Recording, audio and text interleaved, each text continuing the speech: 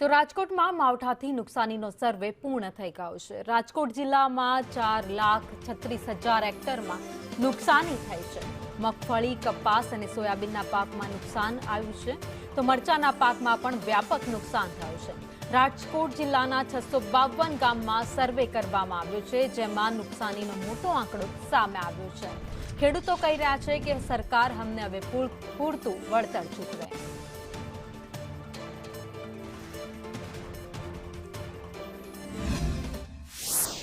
સર્વેની કામગીરી મહદઅંશે હાલ પૂર્ણ થયેલ છે, જેમાં કુલ આપણે 102 ટીમ સર્વેની બનાવેલી, જેમાં તમામ સ્ટાફને લઈ અને કુલ આપણે જિલ્લાના તમામ ગામને આવરી લીધેલ છે અને એનું જે લગભગ જે કામગીરી છે અત્યારે પૂર્ણતાના આરે છે।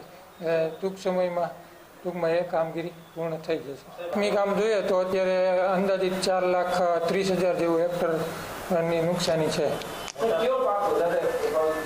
અત્યારે મુખ્યત્વે આપણે મગફળી અને આપણે કપાસ બે પાક જે છે એ પાક આપણે અહીંયા વાવેતરમાં વધારે હોય છે। અન્ય જે બીજા પાકો છે, શાકભાજી છે કે ઘાસચારો છે, તમામ પાકોમાં આપણે સર્વેની કામગીરી કરેલ છે।